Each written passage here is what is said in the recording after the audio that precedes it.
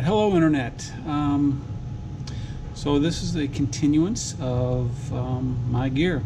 I've had a lot of questions, done a video about my actual gear that I use, but it always leads to more questions or more detailed questions, so I thought, as with the glove video, I would talk about my knives now, because I get several questions on that a month probably. So these are some of the knives I have. I'm going to start with the two that I use most, which are, not most, but pretty much exclusively, which are these two here. This is an Aqualung knife. This is the one that so many people see on frequent occasions. It's a big knife. It is not the going thing in the current dive community. It's all about being small, right? Which is more like this knife here or along that lines.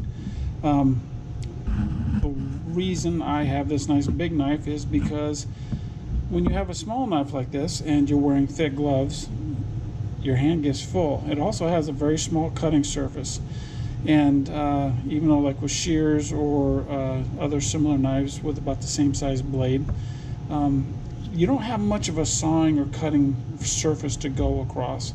Even though it has a nice serrated edge, if you're dealing with a piece of 1/2-inch rope, you're like you have a very small cut surface.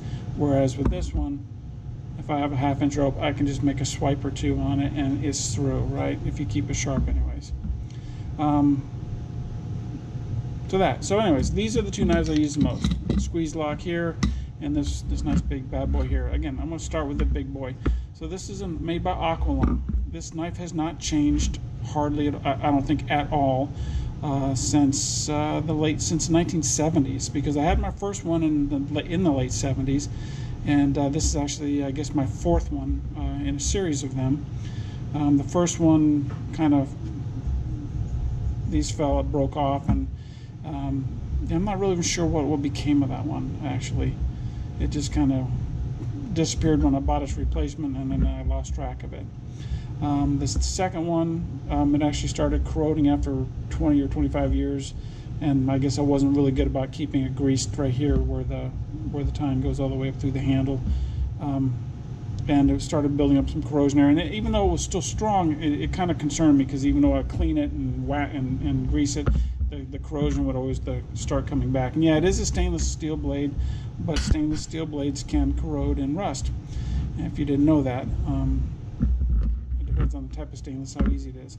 Now this knife has a lot of advantages to it, in my view. Okay, one, my gloved hand fits on this handle, right?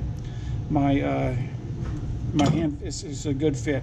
And if you ever really need a knife in the water, you need to have a nice secure hold on it, because typically if you really need it for an emergency type situation, you're tangled or something like that, you're going to be nervous, you're going to be likely to drop things.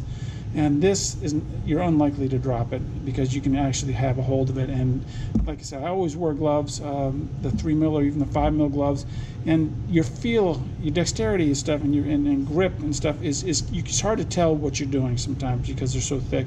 And your hand is much larger with a big glove on, and so the larger handle is what I prefer. You can also hammer with this, and you're not going to damage the knife.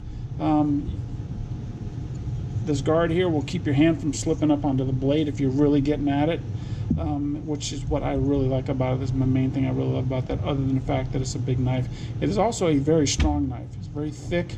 You can see the comparison in the blades, and I can pry with this thing. I can use it as a pry bar. I can dig with it. I can do just about anything in the world I want to with this big old knife. And it's not going to fail me.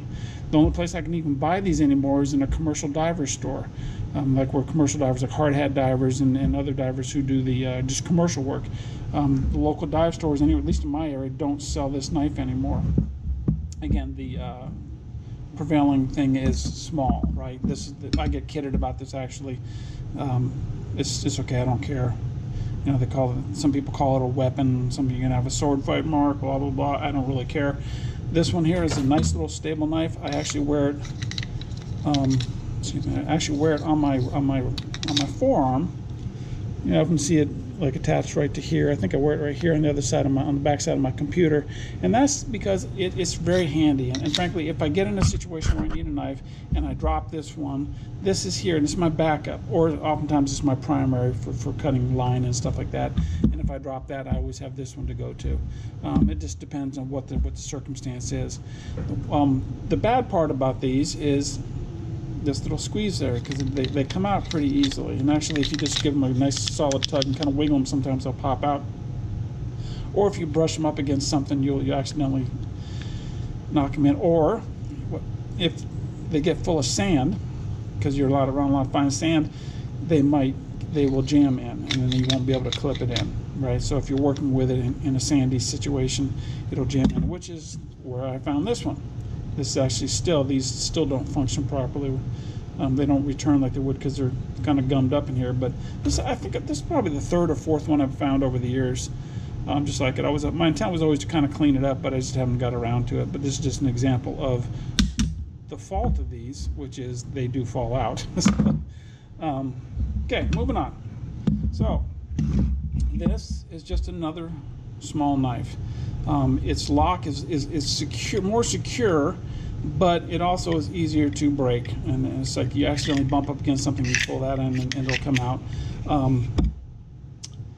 Yeah, I don't know. It's also bulkier than this one, which is why I don't use it so much. Actually, I don't think I've used this thing in years, actually. But I have it here if I ever need a secondary knife. I do like this knife better than this knife because the blade, the metal goes all the way up through the handle. It's a much stronger knife. The blade is thicker. Like I said, I think it's just a better knife that way. Yeah, enough said. Just another small knife with a different type of lock in it that actually can fail fairly easy. I'm going to back up here too, real quick. So, talking about locking and not losing them. This one actually slides in, and it does kind of have a lock where it'll kind of go over these little nubbins here. I don't know if you can see those or not. Like these, it'll kind of go lock in on top of those. And at the same time, once it's in there, you have this goes over the haft here, right? And so it's not gonna, even if that comes out, which is not likely to, this still kind of secures it in. Now I have lost one of these. I think I mentioned it. It's like the one I had before this one I lost. I had replaced it about 6 months earlier, and they are not cheap. They're a very expensive knife. But I was diving. I used it for something, and I shoved it back in, and I guess this didn't latch on, or I didn't get this over it, and maybe it didn't even get it all the way in, because sometimes you're loaded with gear and it's hard to tell. But anyways, I lost it, and I actually lost it in a lake in an area where it's really a lot of silt on the bottom. I knew that it was probably buried 6 to 8 inches or more in silt, and I would never find it. So I just kind of forgot about it, and hopefully, if it didn't get lost in the silt, hopefully some lucky diver has it, right? So that's that. That's why I like that knife. It's very secure. I'm not going to lose it. This one is actually an old school knife. A neighbor of mine gave it to me. She used it for years when she was diving, and I have actually never used it. It's actually a Winoka, which is a very good brand of knife. And it is it's a pretty little thing. It's just kind of like a blast from the past. I just really like it, and I've actually never used it diving. I kind of always figured one day if I get in a place where I have like vintage gear, I would break this out and use it. I actually had to make my own little catch here for it because the rubber thing was deteriorated so badly. But anyways, just have that here just cuz I like it. Now this is the knife I typically will bring when I travel. Let me tell you why here. I got to get now I got to get my big one out again. So, and the reason I bring this one is because I don't want to lose this one, and this type of thing that will draw attention in luggage and stuff like that. And even though this one is almost as large, but not quite as large, it is not quite the blade that the other one is. And frankly, if I lose this one, I'd rather not. But if it gets stolen or something out of my baggage, it's less of a loss to me than the big one. So anyway, so that's what I do. I carry this one. It actually has a nice little haft here that keeps me from my hands from sliding up on the blade. Oh, let me back up here one more time a little bit again. Sorry, ADD. So this one is the same reason I don't like it, because it's small handle. You got a big glove on, and this is designed to be held here with your finger. And if you ever do lose a grip, where does your hand go? Right up across the blade, right? Not something I want to deal with. That's another reason why I don't really use this one that much.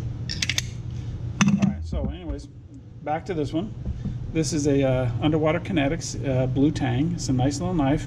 It's made by several similar knives, pretty much the same design, has several different names on it. It's probably just made by one manufacturer. I guess I should clean this thing up. Anyways, I carry this one when I go on traveling. I'll stick this one in my dive bag, and yeah, it's big enough to help me out. It does have a nice line cutter on it, which I like. But that's that. And it does have a drawback here where, again, it has a little catch and release thing here that kind of clips it in, and there's no guard over the top. Actually, in the past, I have used bungee. Put a piece of bungee in here to kind of secure it. All right, so that's knives, people. More gear stuff coming. If you guys have something in particular that you're curious in, regulators, whatever it may be, just let me know, and I will probably push that right up to the front of the line for reviews. So there you go. Review, I guess, 2. First was gloves, now is knives. Hope you guys enjoyed it. Like and subscribe if you mind to. Comments are always where it's at. I appreciate it. Take care. Bye.